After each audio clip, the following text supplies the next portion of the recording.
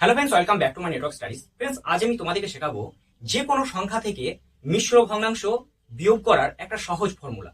দেখো, আমরা কি করেছি, আমরা কিন্তু এক থেকে যে কোনো মিশ্র ভগ্নাংশকে যখন আমরা বিয়োগ করেছি তখন কিন্তু অতি সহজে আমরা কিন্তু এটা করে ফেলেছি। কিন্তু যদি কোনো বড় সংখ্যা থাকে, এই সংখ্যাগুলোর মতো, দেখো এই সংখ্যাগুলোর মতো যদি বড় সংখ্যা থাকে তখন আমাদের কিভাবে তুমি বিয়োগ করবে, একদম কয়েক সেকেন্ড, মাত্র 2 সেকেন্ডের মধ্যে তুমি এটা করে ফেলতে পারো। চলো আগে আমরা এর যে প্রসেসটা, সেই প্রসেসটা আগে শিখে নিই। তো চলো একটা আমি তোমাদেরকে দেখিয়ে দিই, ঠিক আছে? দেখো, যদি 1 থেকে 3/7 যদি আমি কি করি, বিয়োগ করি, তখন তুমি কিভাবে করবে এটাকে? আমাদের কিছুই করতে হবে না।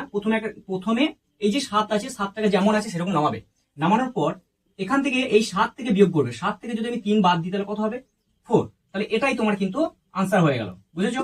তো এটা দেখো, এটা কিভাবে করবে, একদম সেম প্রসেস। কি করবে?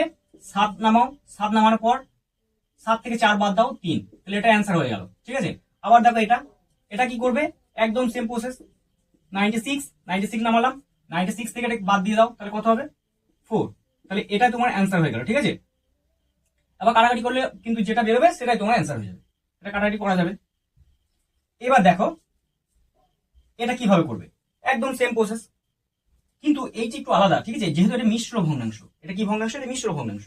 হ্যাঁ, তো এই মিশ্র ভগ্নাংশ ক্ষেত্রে কি করবে, এই যে এখানে 7 আছে, এই 7 থেকে কি করবে, 1 মাইনাস করবে। তাহলে 7 থেকে যদি আমি 1 মাইনাস করি তাহলে কত হবে? 6 হবে। এবার এই যে 6 হলো, এই 6 এর সঙ্গে এটার সঙ্গে এটাকে বিয়োগ করবে। তাহলে দেখো, তাহলে 7 থেকে যদি আমি 1 বাদ দিই তাহলে কত হবে? 6। তাহলে 12 থেকে 6 বাদ দিলে কত হবে? 6। তো এই 6টা এইভাবে নামাবে, তো বুঝতে পারলে? এবার এবার কি করবে, এবার এই 9 থেকে 2টা বিয়োগ করবে। তাহলে কত হবে? 7। আর নিচে যা আছে সেটা নামিয়ে দেবে, বুঝেছো? এবার দেখো, এই যে অঙ্কটা আছে, এই অঙ্কটা কিন্তু একদম সেম প্রসেস। কিভাবে করবে, প্রথমে 2 আছে, তো 2 থেকে তুমি 1 বাদ দাও, তাহলে কত থাকবে? 1 থাকবে। তাহলে 1 থেকে এখান থেকে বিয়োগ করো, বিয়োগ করে কত হবে? 3 3 8 4 হয়েছে। এবার 9 থেকে 6 বাদ দাও, এবার 9টা যেমন আছে নামিয়ে দাও। 9 থেকে 6 বাদ দিলে কত হবে? 3। তাহলে এটাই তোমার আনসার হয়ে গেল, ঠিক আছে? এবার এটি কেটে দাও, তাহলে 3 3 কে 9, তাহলে কত হবে? এটাই অ্যান্সার হয়ে গেল, বুঝেছো?